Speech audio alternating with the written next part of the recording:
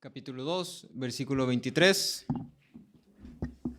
al capítulo 3, versículo 6.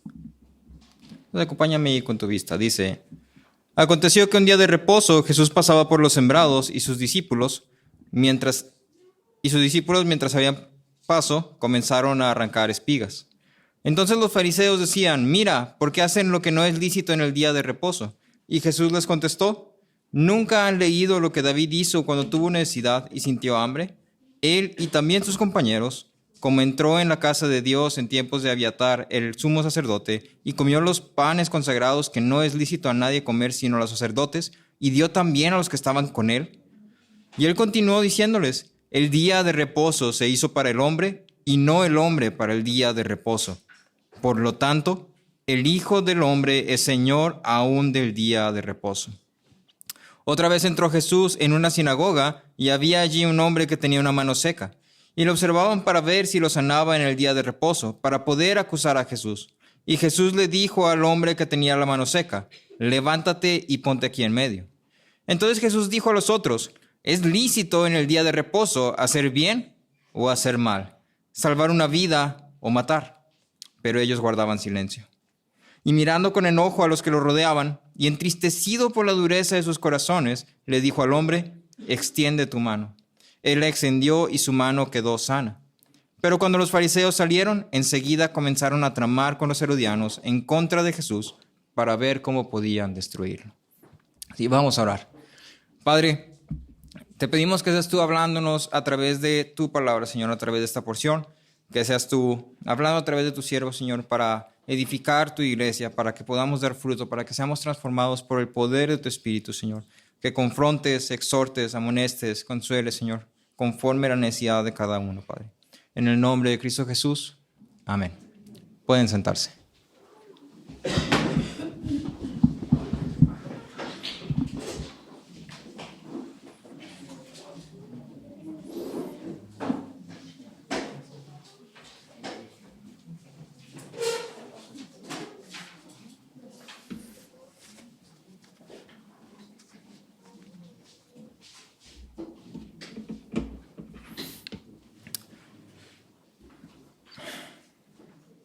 Una pregunta para ustedes.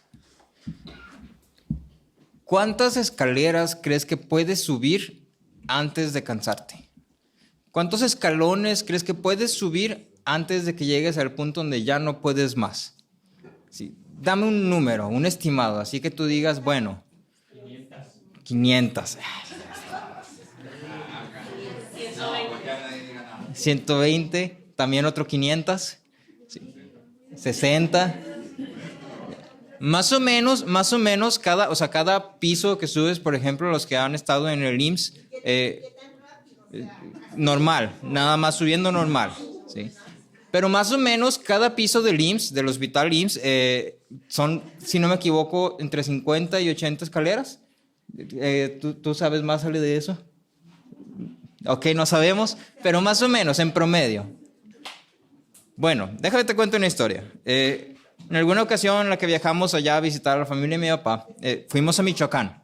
Ahora, Michoacán es un lugar que es muy bonito, es muy verde, tiene muchas áreas naturales, verdes, bonitas, y sobre todo en los alrededores. Y entonces uno de nuestros tíos nos llevó a un tipo huerta, presa, bosquecito, no sé qué era, no me acuerdo qué era, no sé cómo llamarla. Pero lo único que necesito que sepas es esto: estaba ultra empinadísimo.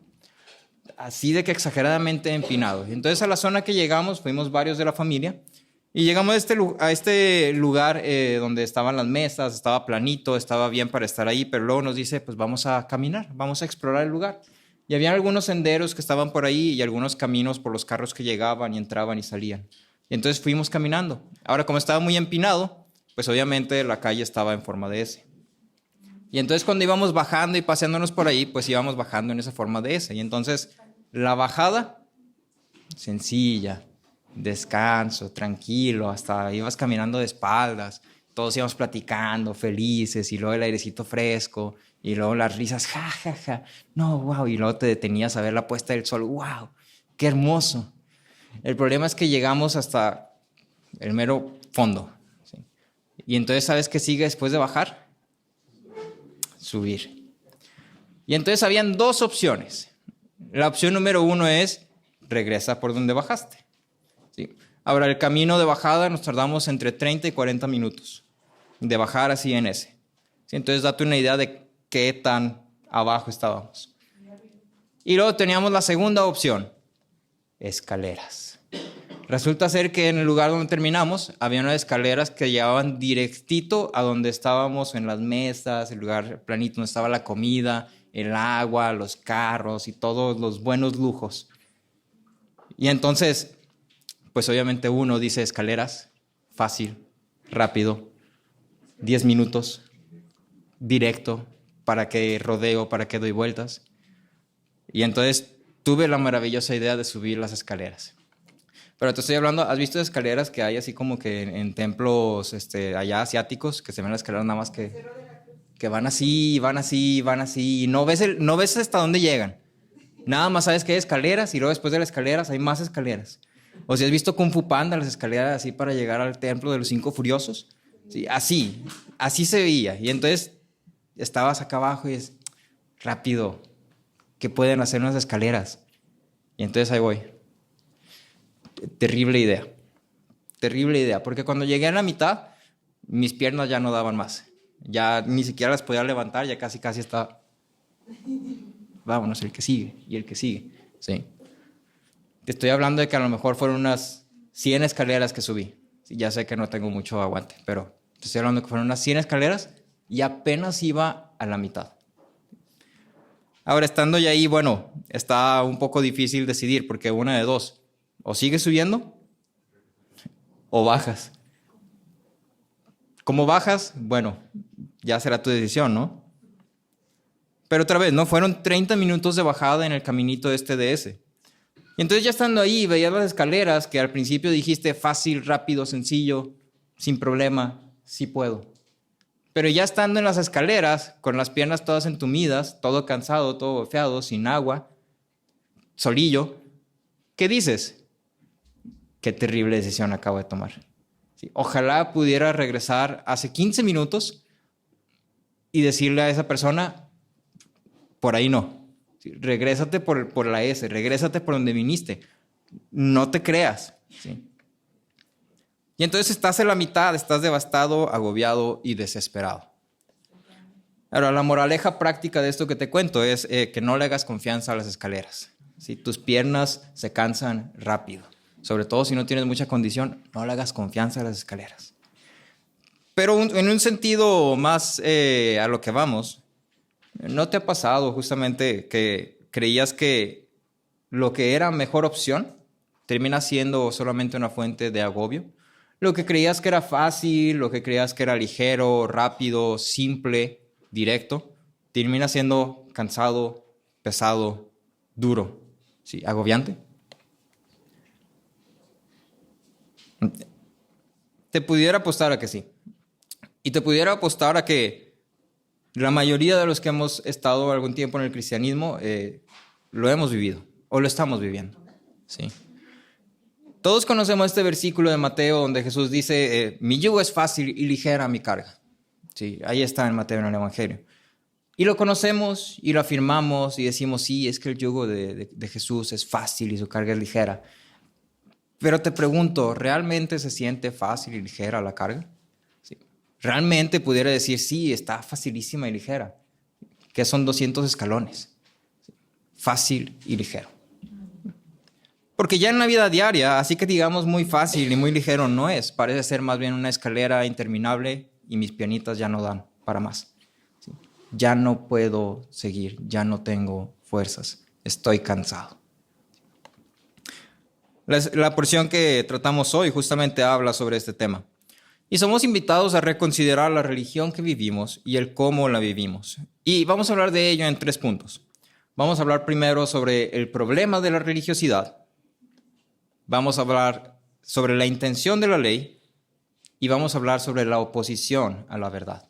¿Sí? Otra vez, el problema de la religiosidad, la intención de la ley y la oposición a la verdad. Ahora, cuando hablamos del sábado o del día del reposo, como lo manejan algunas versiones, para nosotros que estamos en esta cultura nos pone una gran desventaja, porque para nosotros el sábado simplemente es un día más. Tal vez es tu día más liviano o más pesado, dependerá. Pero no entendemos del todo el significado y peso del sábado en la cultura en la que esta historia se desarrolla. Guardar el sábado junto con la circuncisión, que era la marca de estar unidos al pueblo de Dios, eran las dos prácticas que definían y distinguían a los judíos. ¿Sí? Entonces, habían dos prácticas que definían y distinguían a los judíos. La circuncisión y guardar el sábado. Están al mismo nivel, están a la par. Las dos tienen la misma importancia. ¿Sí? Y entonces, de los 10 mandamientos, el cuarto mandamiento, el guardarás el día de reposo, es el más largo, más detallado. Esto lo puedes ver en Éxodo.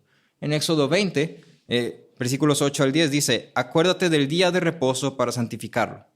6 días trabajarás y harás toda tu obra, pero el séptimo día es día de reposo para el Señor tu Dios. No harás en él trabajo alguno, tú, ni tu hijo, ni tu hija, ni tu siervo, ni tu sierva, ni tu ganado, ni el extranjero que está contigo.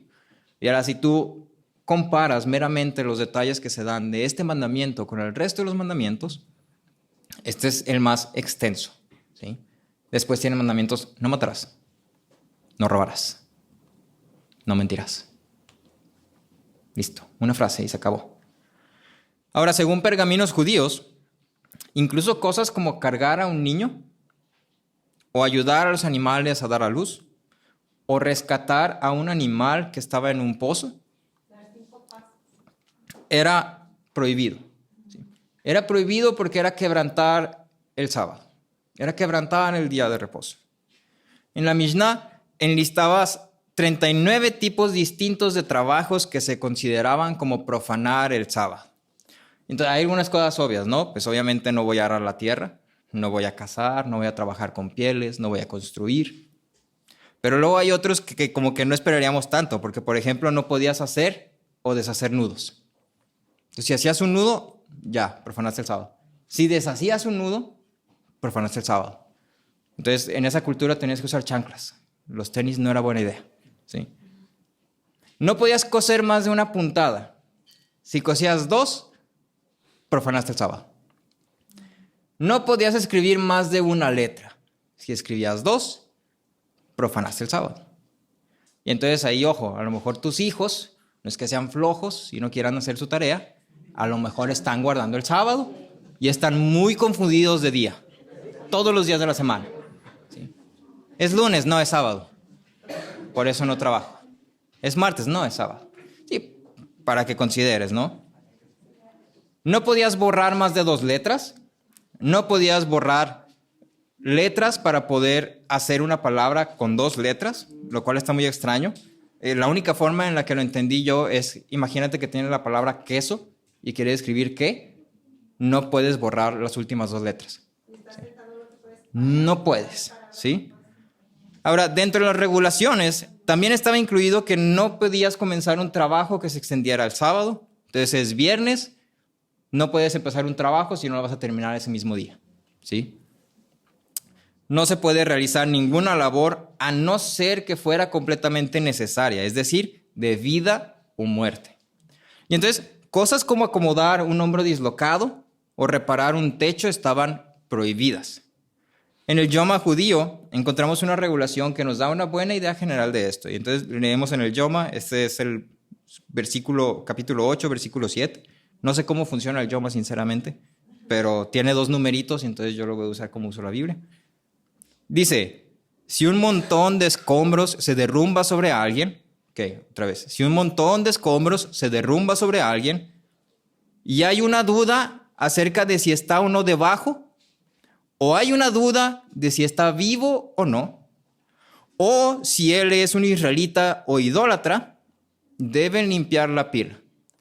O sea, si hay duda, bueno, está bien, tienes permitido limpiar la pila de escombros de encima del hombre. Si no hay duda, ahí déjalo.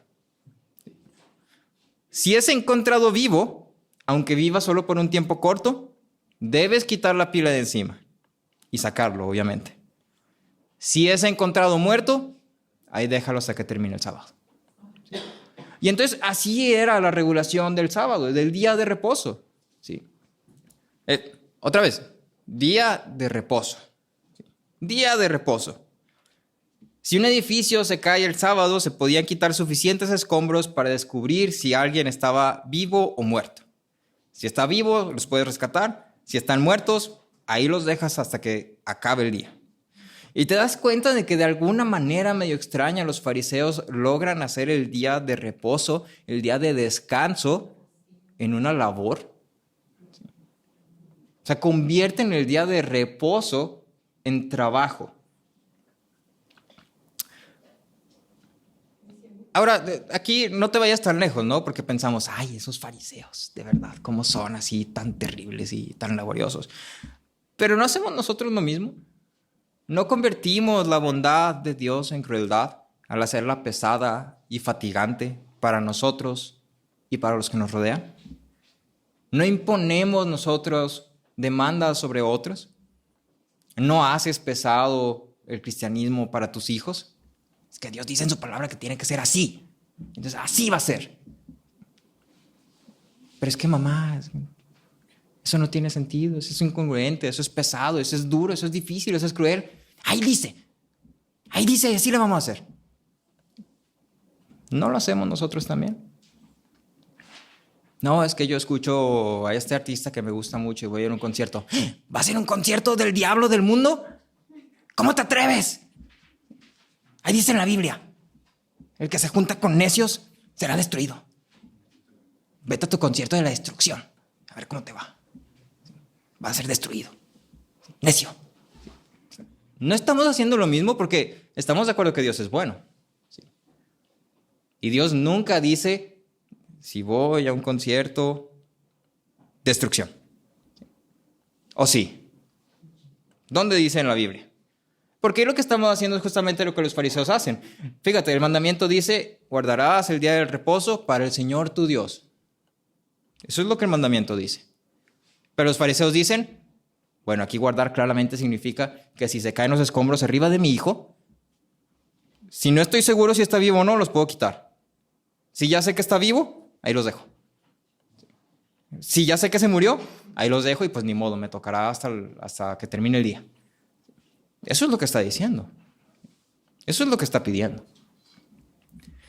Ahora, Jesús y sus discípulos son acusados de profanar el sábado, principalmente por arrancar espigas, pero también lo quebrantaron por viajar, porque caminaron más de 1999 pasos. Es decir, se movieron más de 800 metros de donde estaban. Y entonces, inmediatamente ya quebrantaron el día de reposo. Jesús responde a estas acusaciones utilizando el mismo Antiguo Testamento y hace referencia a la historia que vemos en 1 Samuel 21, donde David y sus hombres están huyendo de Saúl. Saúl quiere matar a David, David el ungido de Dios. Entonces David y sus hombres están huyendo, es una situación de vida o muerte, es una situación de riesgo, de peligro. Y las acciones de David técnicamente quebrantan la ley ceremonial, porque los panes consagrados eran solo para el sacerdote. Y sin embargo entra en el templo y come él y sus hombres de estos panes. Ahora, si tuviéramos la lógica farisea, diríamos, bueno, yo sé que tienes mucha hambre, David. Yo sé que estás en peligro. Yo sé que no estás seguro a dónde vas a llegar y a dónde vas a ir. Pero este es el templo de Dios. Entonces no puedes comer el pan del templo de Dios. Y te das cuenta de la incongruencia otra vez. Estamos hablando de un Dios bueno. Un Dios que da alimento a los hombres, un Dios que cuida, un Dios de vida, un Dios misericordioso, un Dios compasivo. Y los fariseos están diciendo, no debió comer. Si se tenía que morir, pues que se muriera, ni modo. Y entonces te das cuenta de esta incongruencia que hay entre la forma en que piensan los fariseos y la forma en la que Jesús está hablando y diciendo las cosas. Ahora, en base a esta historia, Jesús pone un precedente, no un ejemplo, no una excepción, un precedente. Y él dice, así como David, los discípulos están haciendo lo mismo. Sí. Y el principio práctico en todo esto es, el día de reposo se hizo para el hombre, no el hombre para el día de reposo. El día de reposo se hizo para que el hombre descansara, se hizo para beneficio del hombre, se hizo para el bien del hombre. No deberías voltear esto. Porque si el día de reposo ya no beneficia al hombre, ya no es día de reposo. Ya no es descanso. Ya no es bueno.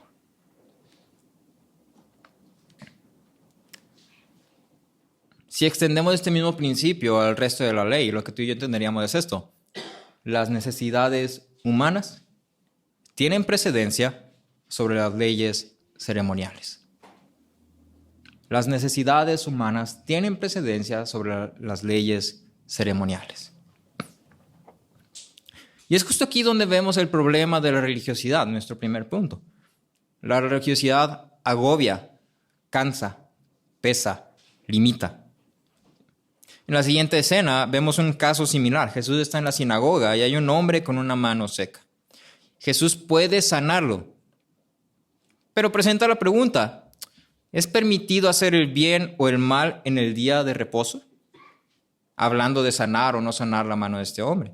Pero luego continúa y hace una pregunta incisiva: ¿salvar una vida o matar? Hablando de los fariseos que estaban observándolo, que le habían tendido una trampa para que si quebrantaba el sábado, entonces poder acusarlo y destruirlo. Según la tradición de los fariseos, si Jesús sanaba la mano de este hombre, entonces quebrantaba la ley. Y bueno, el cuarto mandamiento, eso es lo que dice, ¿no? El séptimo día es para tu Señor. Y ya, se acabó. ¿Y entonces qué es correcto? Para los fariseos lo correcto es, déjalo. La ley dice y entonces no puedes hacerle bien a este hombre. No puedes salvarlo, no puedes rescatarlo, no puedes sanarlo, no puedes hacerle bien. No puedes hacerle ningún favor a este hombre a pesar de que tenga una necesidad latente, explícita y que todos lo sepamos. A pesar de que tienes toda la capacidad de hacerlo, no puedes. Eso dice la ley. Pero Jesús dice, es correcto sanar a este hombre. Porque otra vez, el día de reposo se hizo para el hombre, no el hombre para el día de reposo. Y fíjate, esta es la gran ironía. Las autoridades intentan impedir que Jesús haga el bien porque es día de reposo, mientras ellos conspiran para hacer mal en el día de reposo. Y te das cuenta de cómo la religiosidad toma algo que es bueno para beneficio del hombre, lo tuerce a tal punto que se convierte en algo terrible, malo y pesado. Y ahora presta atención al carácter y el comportamiento de los fariseos y detente un pequeño momento a hacerte una sola pregunta. ¿Qué tanto eres tú como estos hombres? ¿Qué tanto te pareces? ¿Qué tanto te identificas tú con estos hombres? Porque ellos vivían en religiosidad. Y la religiosidad se resume en esto: cumplo, entonces soy aceptado. Hago, gano puntos y entonces soy aceptado. Voy los domingos a la iglesia y entonces soy aceptado. Leo mi Biblia y entonces soy aceptado. Obedezco y entonces soy aceptado. Me someto y entonces soy aceptado. Eso es religiosidad. Eso es religiosidad. Y así como lo estamos viendo, la religiosidad tiene un fruto. Un terrible y apestoso y feo y putrefacto fruto. Sí. Los relatos que vemos en Marcos nos muestran que la religiosidad tiene el fruto de soberbia, el decir yo estoy bien y nadie puede decirme lo contrario. Lo que tú me digas, yo estoy bien, yo sé más, yo soy mejor. ¿Sí? Tiene un fruto de superioridad. Estoy mejor que todos aquellos con sus terribles actitudes y sus terribles pecados y toda su maldad. Y míralos, no los veas, no los toques. Qué horribles personas. Yo no soy como ellos. Yo sí estoy bien. No, porque hay unos hombres que son bien pecadorzotes, así de que terribles, los peores del mundo, pero gracias a Dios yo no soy así. Gracias a Dios, Él me ha rescatado. Gloria a Cristo Jesús. Sí, yo soy salvo. Yo soy santo, soy perfecto en Cristo, unido a Cristo. Y aquellos de afuera Si no tienes el sello de salvado por el Espíritu Santo y la obra de Cristo Redentora, no me hables. ¿Sí? Y ahí está. Y ahí está. O tenemos un espíritu crítico en exceso, y esto se ve tanto hacia los de afuera como hacia los de adentro. ¿Nunca te has atrapado a ti mismo simplemente pelándole los ojos a alguien porque hizo algo que a ti te parece, ¿cómo va a hacer eso? O sea, es basicote. Es que también porque dices mentiras tan obvias, por lo menos dilas bien. No, es que te pasaste. Sí, ¿cómo vas a hacer eso? Y luego ahí andas diciendo que eres bueno y cristiano y no muestras arrepentimiento. Ay, puede ser, es que esta gente de hoy en día les falta algo, ¿verdad? Y bueno, déjame te digo, eso es religiosidad. ¿Sí? Eso es religiosidad. No te has atrapado rechazando lo que alguien te dice, excusándolo con un yo estoy bien con mi Dios. Dios y yo estamos bien. Mi conciencia está limpia. Y entonces lo que tú digas no me afecta. Impasible. Porque yo y Dios estamos bien. Y entonces llega alguien y te dice, oye, es que ¿sabes qué? Pues estás teniendo esta actitud y creo que está mal, creo que deberías pues considerarlo. Dices, ¿qué vas a ver? Apenas tiene 6 meses de convertido, ya tengo 7 años. 7 número perfecto, ya. ¿Sí? Y listo. ¿Sí? Y entonces, eso es religiosidad. ¿Sí? Eso es religiosidad. Y a lo mejor dices, bueno, yo no tengo esto, ¿no? O a lo mejor sí un poquito, pero me arrepiento y todo bien. Pero bueno, déjame te digo otra cosa. La religiosidad trae más frutos que solo eso. Porque también trae fruto de ansiedad, trae fruto de miedo, trae fruto de enfriamiento. Cuando pensamos que es tanto lo que se nos demanda y es tan imposible e irreal el hacerlo o el cumplirlo, como si estuviéramos a la mitad de una escalera interminable que ya no podemos subir. Estamos cansados, agobiados, frustrados. No podemos hacer todo lo que se nos pide, es imposible. Nunca voy a alcanzar el estándar que se me está exigiendo. No sé ni por dónde empezar. Y entonces ahí vamos y pedimos que nos digan de una forma exacta, enlistada, enumerada, con puntos claros y concisos, qué debemos hacer y cómo debemos hacerlo. Dame un manual de vida cristiana completo, exhaustivo, que no le falte nada. Bueno, es que dice la Biblia que hay que poner otros primero. ¿Primero que quiénes? ¿Cuándo? ¿Cómo? ¿Quiénes aplican? ¿Y si me cae mal? ¿Y si me cae bien? ¿Y si me siento de ánimo ese día? ¿O si no? ¿Y qué tal que la otra persona es muy mala? ¿Qué tal que sus intereses son muy malos? ¿Y entonces? ¿Y luego qué tengo que hacer? ¿Y si le digo así, entonces estoy mal o estoy bien? ¿Hay excepciones? Si tengo mala actitud, ¿vale o no vale? ¿Qué tanto los tengo que poner primero? ¿Muy primero o no tan primero? ¿Me tengo que desgastar? ¿Cuánto? ¿Hasta qué punto? Si se cae un techo sobre mi hijo y sobre otra persona, a mí me interesa más mi hijo. Entonces debo rescatar a la otra persona primero, ¿verdad? Porque primero los intereses de los demás. Y entonces mi hijo, pues me interesa a mí, entonces primero el de los demás. ¿O no? ¿O cómo funciona? Y entonces esas preguntas constantes, ¿sabes qué es eso? Eso es fruto de ansiedad y de miedo. ¿Sí? Porque estamos tan ocupados queriendo cumplir que queremos hacerlo todo perfecto. O nos vamos al extremo opuesto, donde decimos, no puedo hacer todo lo que se me pide, así que mejor no hago nada. Se me exige tanto, quieren que haga tantos devocionales y responda tantas preguntas y vaya a tantas reuniones y dedique tanto tiempo a la lectura, ¿sí? Que salga con tantas personas y que conozca a tantos, y es tanto y tanto y tanto, y quiere meterse tanto en mi vida. Y no se puede. Entonces, ¿sabes qué? Nada. Nadota. Cero. ¿Sí? Nada. Y entonces dejamos las Biblias, dejamos la oración, La iglesia solo es una actividad más de la semana para cumplir. No buscamos a otros, nos encasquetamos en que tenemos mucho trabajo y estamos muy cansados. ¿Sí? Oh, cuánto trabajo tengo, estoy agotado, mis pies me duelen, ya no quiero salir con nadie, es que no tengo tiempo. No me alcanza el tiempo. ¿Sí? Ponle otras 2 horas al día, Dios. 24 horas es muy poquito. ¿Sí? Pon otro día de la semana, Dios. 7 son muy poquitos.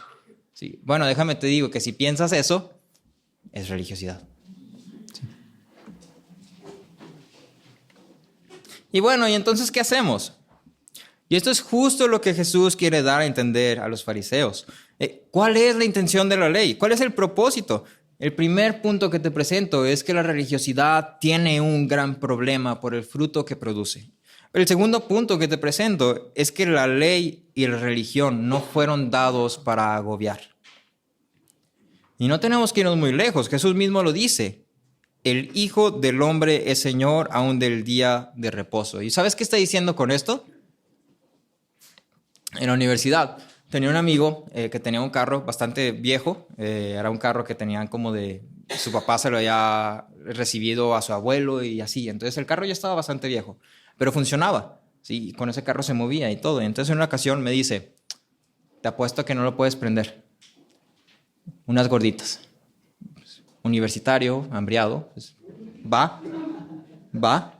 ¿Qué tan difícil puede ser prender un carro? Me da las llaves de volada. Me subo, pongo las llaves, nada. Y le digo, no, es que tiene truco. Y entonces las llaves hacia arriba, nada. No, es que tienes que hacerle para atrás 2 vueltas y luego ya para adelante. Nada. No, es que le tienes que hacer así, como para que puche y luego ya la arrancas. Y nada. No, es que tienes que voltear el volante para acá. Y nada. Es que tienes que pisar el freno y acelerador al mismo tiempo. Y nada. No pude prender el carro, ¿sí? No pude. Y luego ya me dice, déjame te enseño cómo. Se sube al carro, agarra las llaves, las mete, pone un dedo en la parte de abajo del volante en un tornillo expuesto.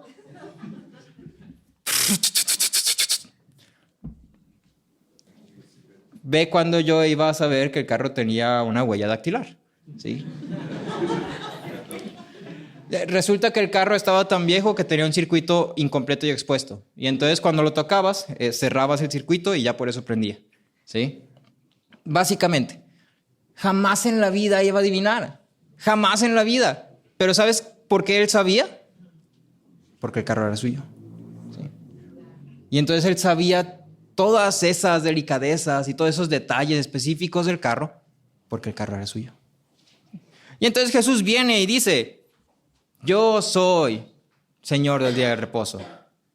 Yo te puedo decir para qué es el día de reposo. Yo te puedo decir por qué existe. Yo te puedo decir la intención del día de reposo. Porque yo soy Señor del día de reposo. Los mandamientos son mis mandamientos.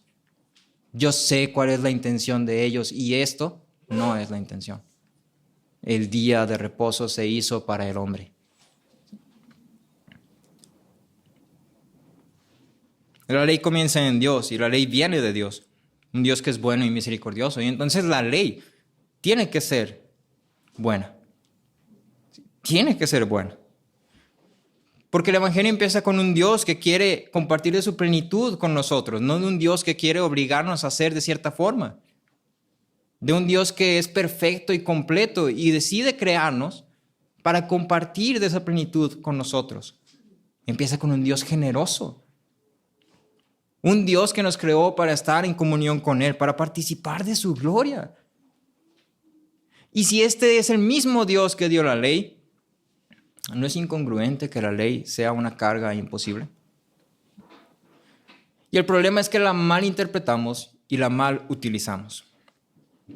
Es como si agarramos un pelapapas y decimos, ok, este es un pelapapas, sirve para pelar papas, pero luego lo agarro de la parte del filo e intento pelar la papa con el mango. ¿Qué crees que va a pasar?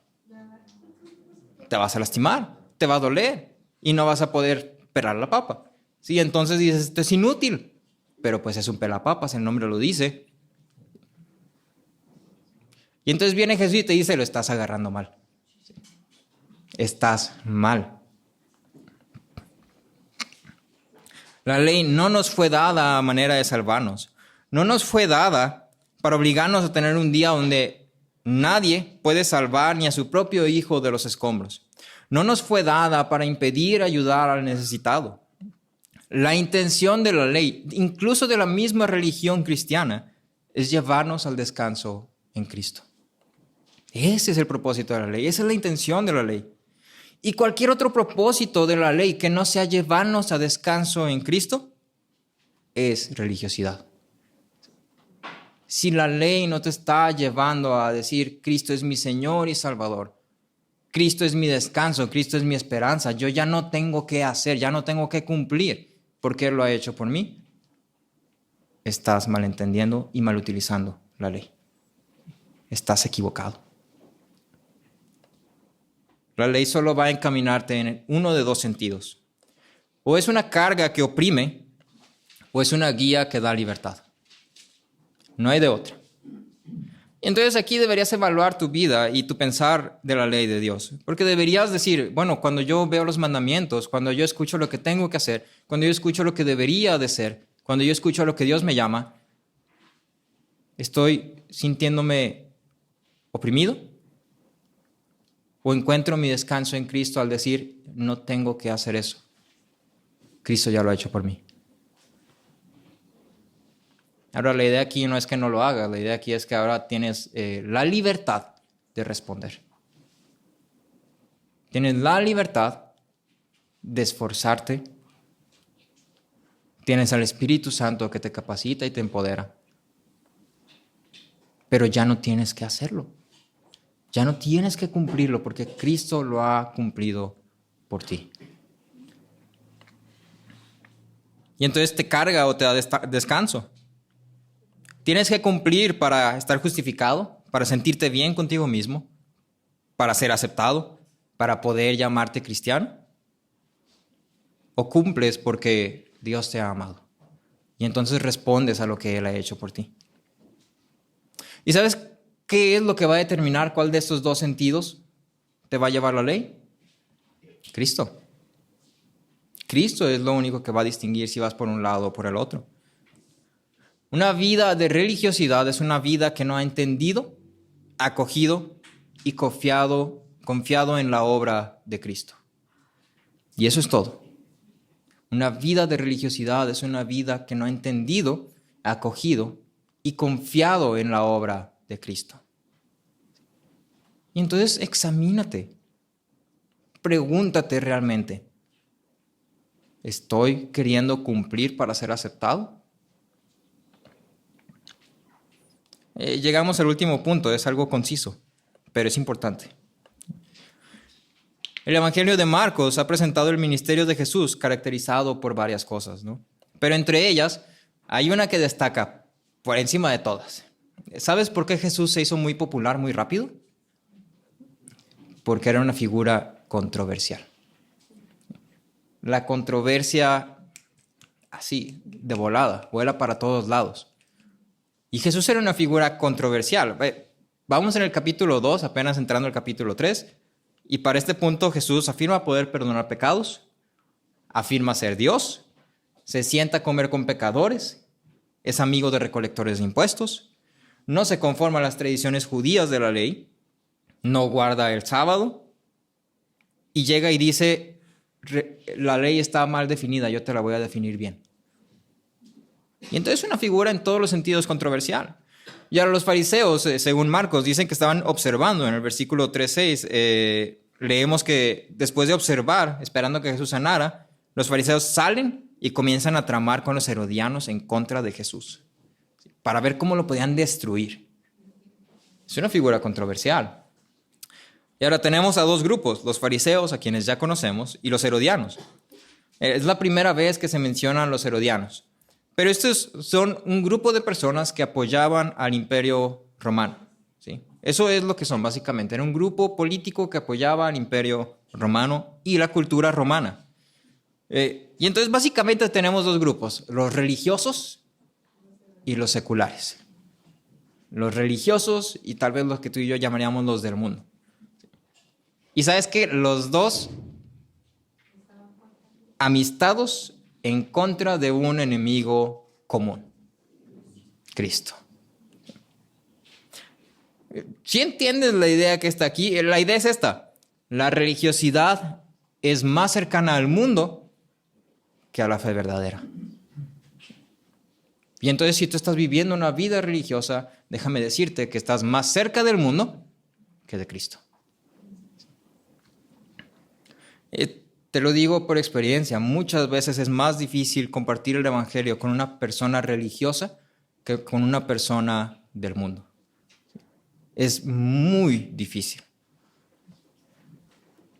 Y ahora lo que tienen en común estos dos grupos es que los dos grupos se oponen a la verdad, rechazan el evangelio. El religioso no puede aceptar que la obra de Cristo es suficiente y entonces no me gusta tu idea, tengo que hacer para poder ser aceptado. Y entonces yo vivo bajo esta idea de hago, cumplo para ser aceptado. El secular se va a un extremo opuesto donde dice, cada quien, si a ti eso te parece bien, juega. Pero no vengas y me impongas tus leyes. No vengas y me impongas tus estándares. No me impongas tu moral. Cada quien. Si a ti eso te parece bueno, dale. Si te parece malo, no lo hagas. Si te hace sentir bien, dale. Pero a mí déjame determinar lo que yo creo bueno y malo.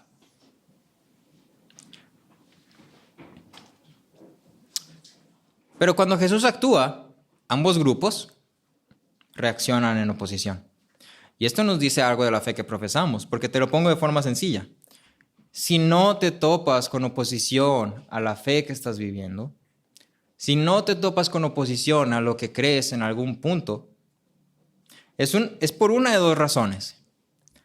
O todos están de acuerdo contigo, o tú estás de acuerdo con todos. No hay de otra. Y en cualquier caso, es una terrible idea. Porque si todos están de acuerdo contigo, quiere decir... Exactamente, sí. No estás haciendo nada en absoluto que te distinga de los demás. Y aquí hay algo que tenemos que entender. El evangelio por naturaleza es ofensivo para los hombres pecadores. Es ofensivo. Y entonces no es que tengas que ir y ofenderlos, simplemente es que tu forma de vivir incomoda a los demás. Pero si no pasa esto, bueno, y entonces todos están de acuerdo contigo o tú estás de acuerdo con todos. Este pasaje nos invita a reflexionar y a evaluar nuestra vida y nuestra religión, pero también nos advierte. ¿Sí? La pregunta sobre si es lícito hacer el bien o el mal en el día de reposo es respondida con silencio. Y Jesús pregunta, ¿se puede? Y los fariseos no responden. Ellos están muy ocupados observando a ver si Jesús hace o no hace para poder entonces destruirlo, para poder acusarlo, para poder oponerse a la verdad.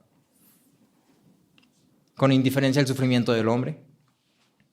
Pero la prueba de fuego de una religión verdadera es la respuesta a la injusticia. Y entonces si tú estás en injusticia o si tú estás viendo injusticia y no reaccionas ante ello, bueno, deberías preguntarte a ti mismo, ¿por qué? Porque Dios es justo. Y el evangelio se trata de la justicia de Dios. La cruz de Cristo se trata de la justicia de Dios. Y entonces es incongruente decir, no, es que, pues déjalo, ni modo. ¿Y cómo responde Jesús? En Marcos se usa la palabra mirando. Y esta palabra, este verbo en particular, describe un tipo de reconocimiento, como de que estás sondeando el lugar, observando, analizando y emitiendo un juicio. Y entonces, en pocas palabras, Jesús cuando dice que estaba mirando alrededor, él estaba esperando una respuesta. Estaba esperando una respuesta y en base a esa respuesta, él iba a dar una respuesta propia.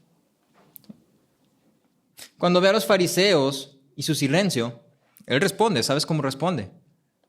En enojo. Se enciende su ira. Y es una ira justa, una indignación justa ante la indiferencia a la necesidad, ante la injusticia, ante la maldad, ante la crueldad. Pero es enojo. A la vez, se llena de tristeza. Se llena de tristeza al ver la dureza de los corazones, al ver la indisposición a escuchar y entender. Y hay una tercera respuesta: misericordia. Entre todas estas personas que se quedaron calladas, solamente un hombre respondió en fe: el necesitado, el hombre que tenía necesidad. El hombre con su mano seca en medio de la sinagoga, donde todos lo estaban viendo, los hombres, fariseos, autoridades, herodianos, todos lo estaban viendo. En el día de reposo. No sé si has escuchado este dicho que dice: tan malo es el que mata a la vaca como el que le estira la pata. ¿Sí? Y entonces es como, bueno, ¿y tú, hombre necesitado, qué vas a hacer? ¿Qué decisión vas a tomar? ¿Qué vas a responder?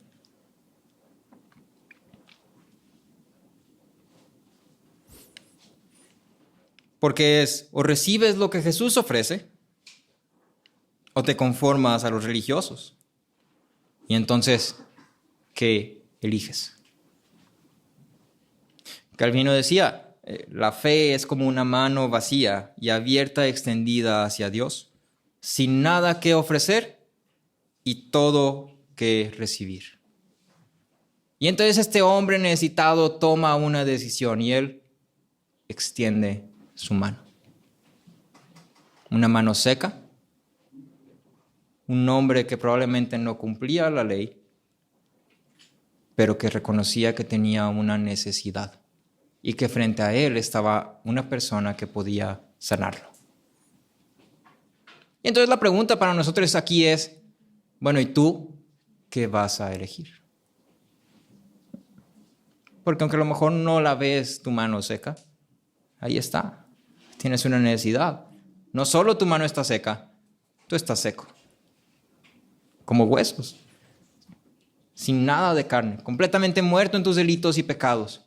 Y viene Jesús y te dice, extiende tu mano. ¿Y sabes qué le puedes dar a Jesús? Nada. ¿Y entonces qué vas a hacer? Jesús nos ofrece descanso verdadero. Él nos llama, Él nos dice, extiende tu mano. Tú que estás sentado escuchando, extiende tu mano. ¿Y qué vamos a responder? En Mateo 11, versículos 28 al 30, y con esto termino. Dice, vengan a mí todos los que están cansados y cargados, y yo los haré descansar. Y luego ya leemos, mi yugo es fácil y mi carga ligera, pero te das cuenta que antes de eso hay un vengan a mí y yo los haré descansar. El fin de la ley es llevarnos a Cristo, quien es nuestro descanso, no cumplirla. Porque si tú te esfuerzas por cumplir la ley, sigues subiendo tus escaleras interminables e infinitas con tus piernas que ya no responden hasta que se sequen. Y nunca vas a llegar a la cima. ¿Sí? Acompáñame a orar. Padre, te damos las gracias por tu palabra. Te damos las gracias por Cristo y te damos las gracias por tu ley, Señor. Te damos las gracias porque a través de tu palabra podemos entenderla, Señor, y reconocemos que somos hombres legalistas por naturaleza y que siempre queremos realizar para ser aceptados. Pero tu evangelio, tu palabra nos dice que en Cristo encontramos descanso. Tú nos has invitado a tu descanso eterno, Señor. Tú nos has dicho que ya no se trata de cumplir una ley, sino que ahora Cristo la ha cumplido por nosotros y su obra es completa y perfecta. Perdónanos por olvidar esto. Perdónanos por poner nuestra dependencia en nosotros mismos. Perdónanos por creer que podemos alcanzar un estándar que es inalcanzable para nosotros.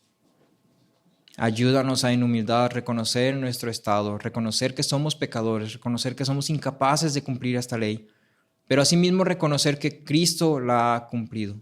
Cristo ha hecho aquello que no podemos y ahora Cristo nos llama. Cristo nos dice que extendamos la mano. Sé tú trayendo convicción a nuestros corazones para que podamos extender nuestra mano hacia Cristo, Señor. Que podamos recibir ese don de salvación que nos has dado en Él. Te lo pedimos en el nombre de Cristo Jesús. Amén.